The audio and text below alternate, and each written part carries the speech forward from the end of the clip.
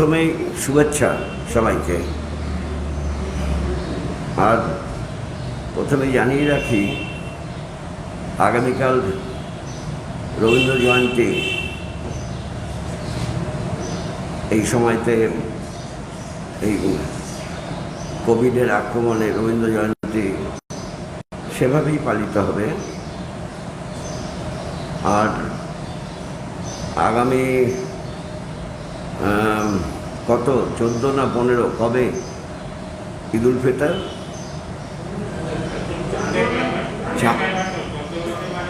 14 হতে পারে, 15 হতে পারে। তা আজকে 8 তারিখ, সেই জন্য আগাম এই ঈদের সবাইকে শুভেচ্ছা জানাই। আর যে কথা আপনাদের সামনে বলতে চেয়েছি তা হচ্ছে, এই গত 2 দিন ধরে আমরা স্বরাষ্ট্রমন্ত্রীর কাছে আমাদের পক্ষ থেকে রাজ্যের নির্বাচন উত্তর পরিস্থিতিতে কিছু কথা জানাতে চেয়েছিলাম, যেটা তাদের অ্যাপয়েন্টমেন্ট না পাওয়ার জন্য দীর্ঘ সময় অপেক্ষা করে, এবং আজকে দুপুর পর্যন্ত অপেক্ষা করা হয়েছে। তারপর আমরা মেলে পাঠিয়ে দিয়েছি, সেটা আপনারা সবাই পেয়েছেন। কাজেই সে বিষয়ে বেশি কথা এখানে ব্যয় করতে চাইছি না। আমরা লক্ষ্য করে দেখছি যে নির্বাচনের 8ম পর্বে নির্বাচনের ঠিক আগের দিন 28 তারিখে রাত্রি 1:30-2টোর সময়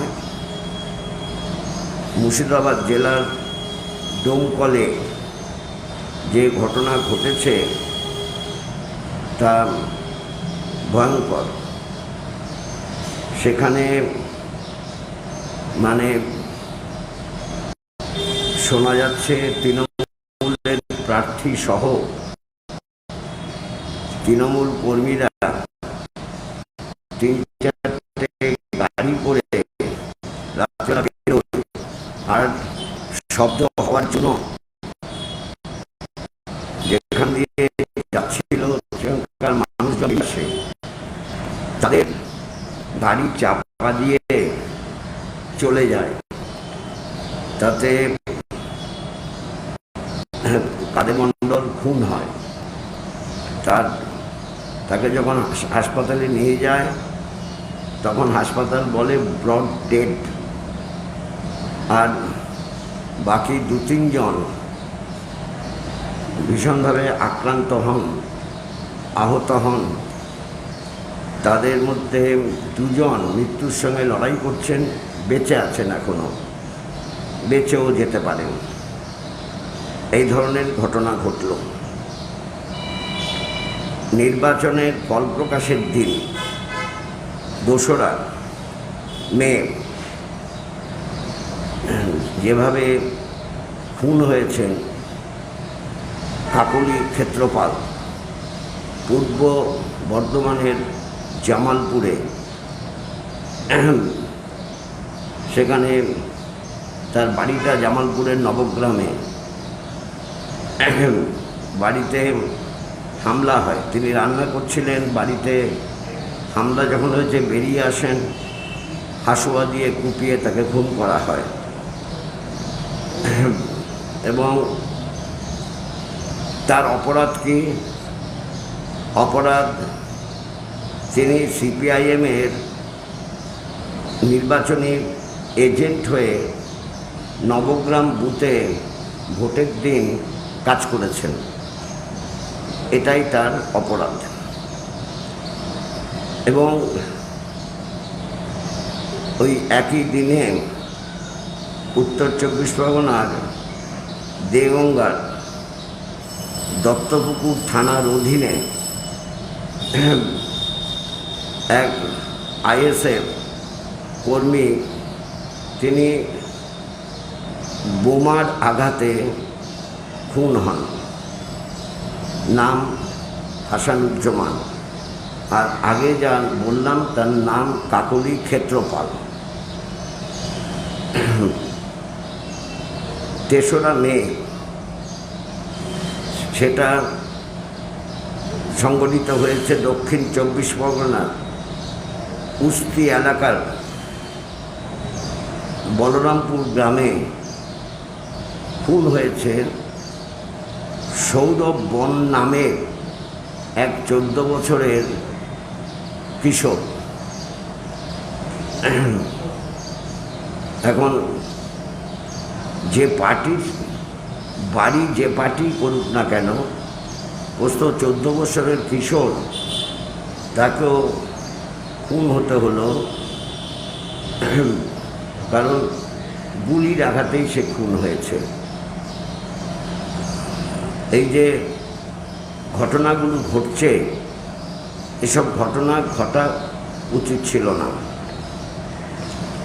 তৃণমূল কংগ্রেস তারা একটা বিরাট ম্যান্ডেট নিয়ে সরকারে এসেছে। এই সময় উচিত ছিল তৃণমূল কংগ্রেসের যারা অশান্তি তৈরি করে তাদের নিয়ন্ত্রণ করা। রাজ্যের বিভিন্ন জেলায় সন্ত্রাসমূলক পরিবেশ তৈরি করার জন্য এখনও সচেষ্ট রয়েছে।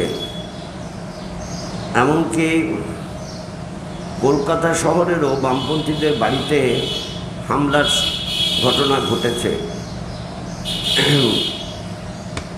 আবার এটাও লক্ষ্য করার বিষয়, উত্তরবঙ্গ সহ কিছু এলাকায় বিজেপি কর্মীরাও সন্ত্রাস হামলা যুক্ত হচ্ছে।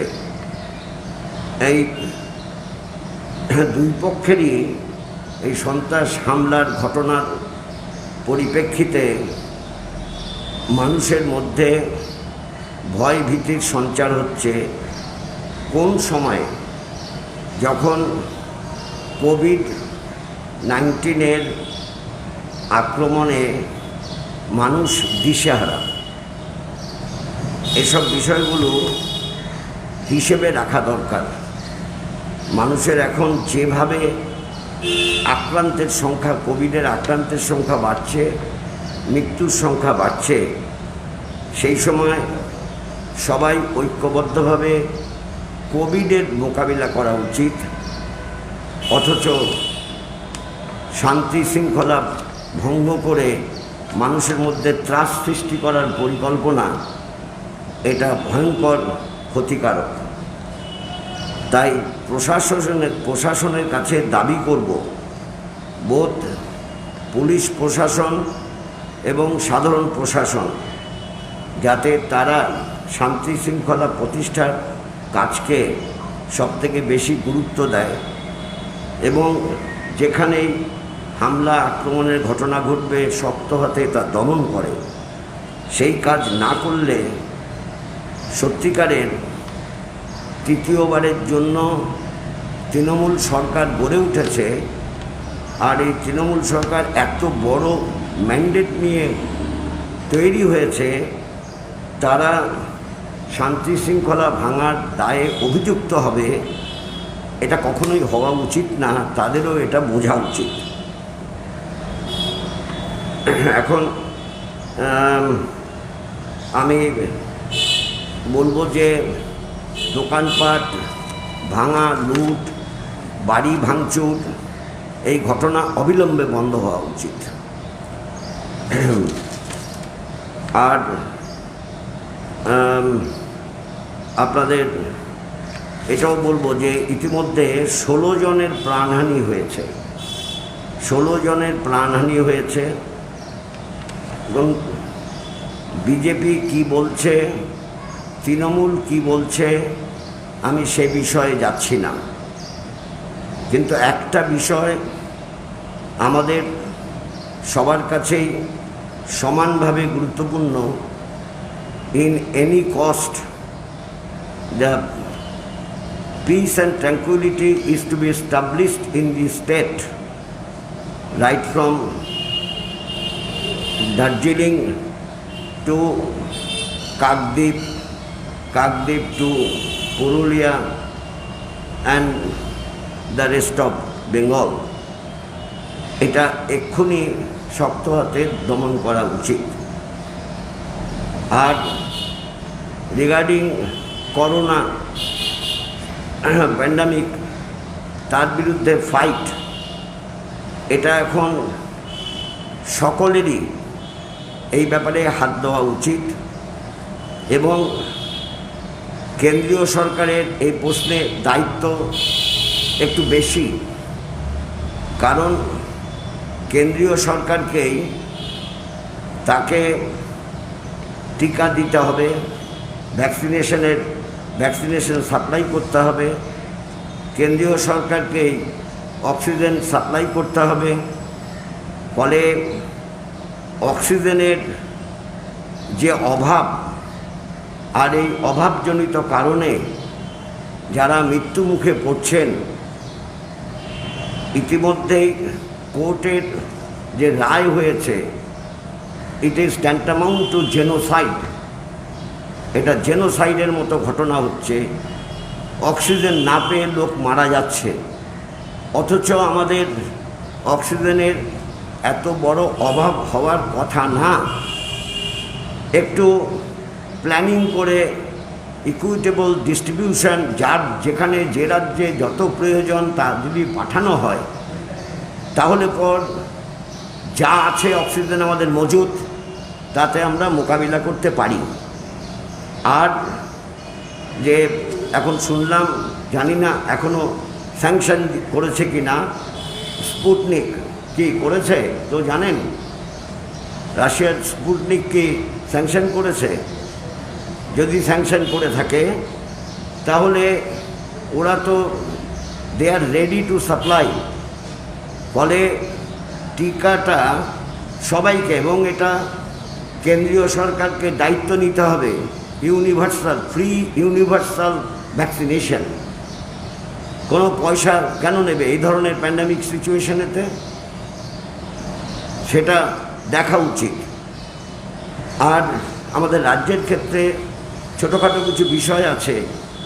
লোকাল ট্রেন বন্ধ হয়েছে, 50% বাস সার্ভিস চালু আছে। এখানে যে মানুষগুলো তাদের রুটি রুজির কাজের সঙ্গে সম্পর্কযুক্ত, কলকাতা শহর থেকে বহু জিনিস, সেটা চাঁদনি বাজার হোক, ক্যানিং হোক, বড়বাজার হোক, বাগলি মার্কেট হোক, সেখান থেকে সব জিনিস কিনে নিয়ে যায় জেলায় জেলায়, তারা বিক্রি করে, তার কমিশনে তাদের সংসার চলে। সেই মানুষগুলো কি করবে, কিভাবে খাবে?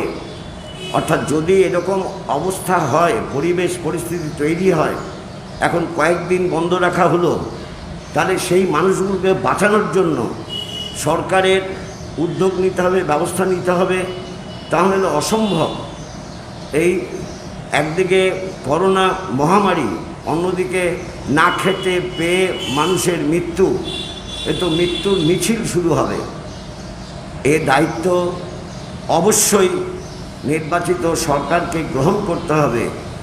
এক্ষেত্রে কিছু দায়িত্ব রাজ্য সরকারকে গ্রহণ করতে হবে এবং এই কোভিড ফাইটের ব্যাপারেতে বেশি দায়িত্ব কেন্দ্রীয় সরকারকে বহন করতে হবে।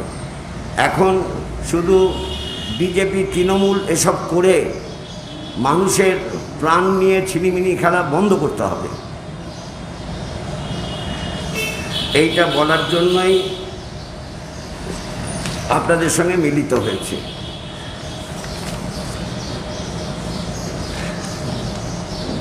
এখন যদি আপনাদের কোনো প্রশ্ন থাকে করতে পারেন।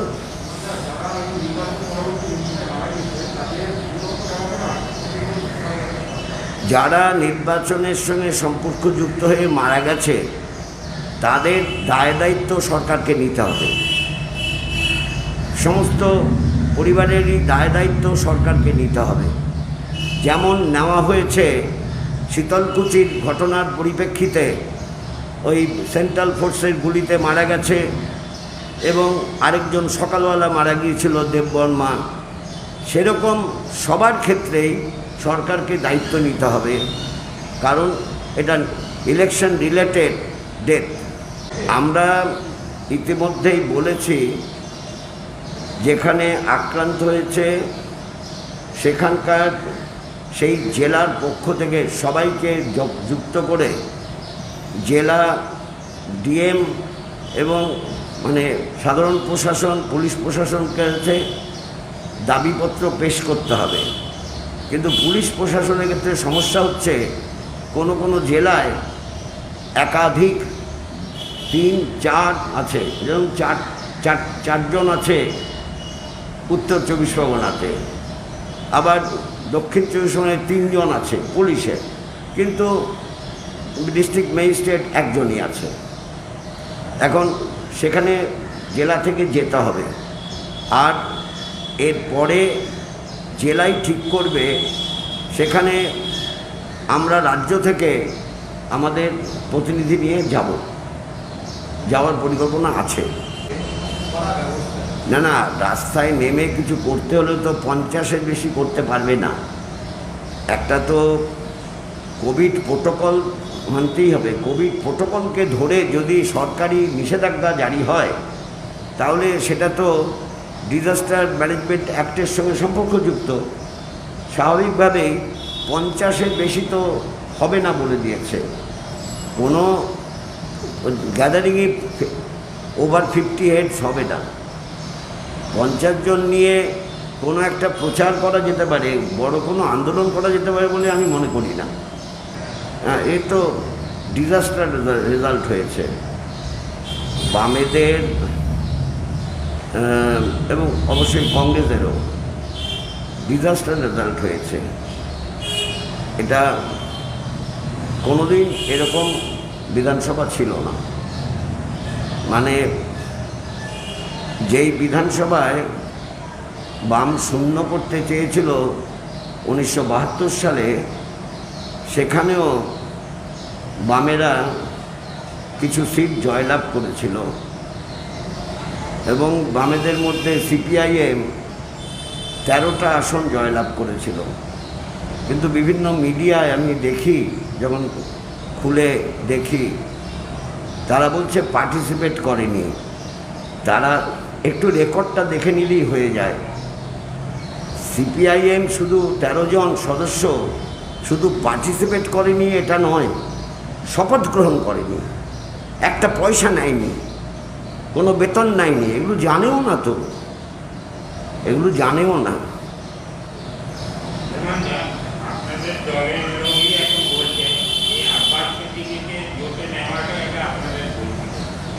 আমি সেটা এখন কিছু বলতে পারবো না, কারণ আমাদের নিজেদের আলোচনা না করে আমি কোনো মন্তব্য করতে পারবো না।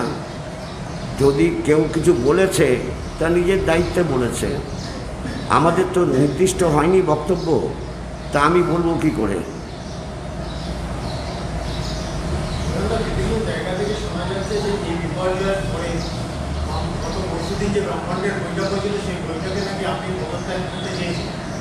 না,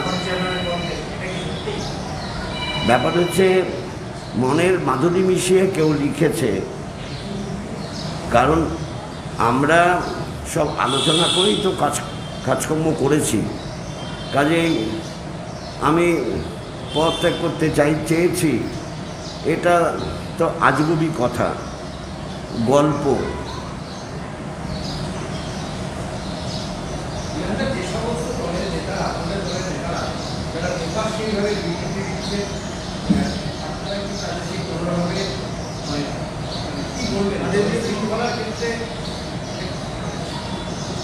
সেটা যারা যারা যেই জেলার সঙ্গে যুক্ত সেই জেলার বক্তব্য আমরা জানব, তারপর রাজ্যগতভাবে আলোচনা করে আমরা কথা বলবো। কাজে তার আগে তো আমরা করতে পারি না। আমার মনে হয় আর কিছু নেই বোধহয়, তাই খাজুরি গল্প হবে।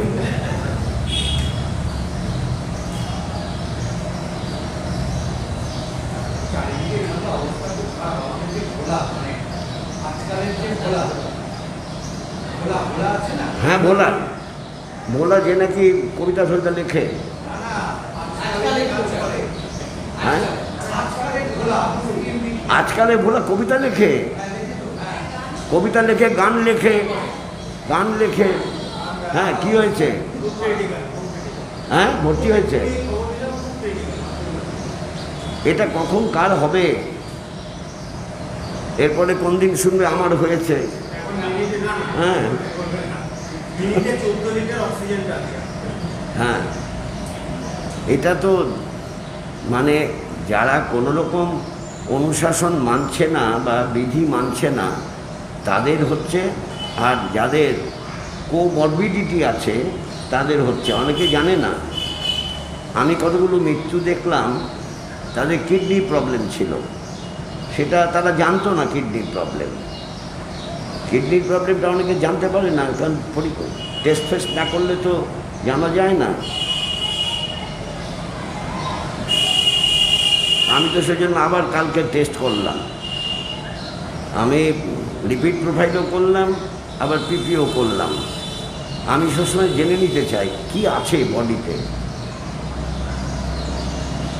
ইটস মাই পিরিয়ডিক জব, 6 মাস অন্তর আমি করে নিই, জানতে চাই কি আছে।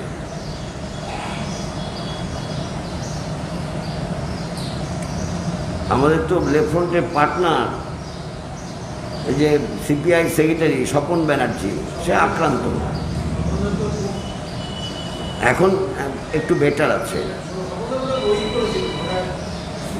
ও দেরি করেছে, ও টেস্ট করতে দেরি করেছে, যাই হোক টেস্ট করার পর সমস্ত বিধি মেনে চলে এখন স্টেবল আছে।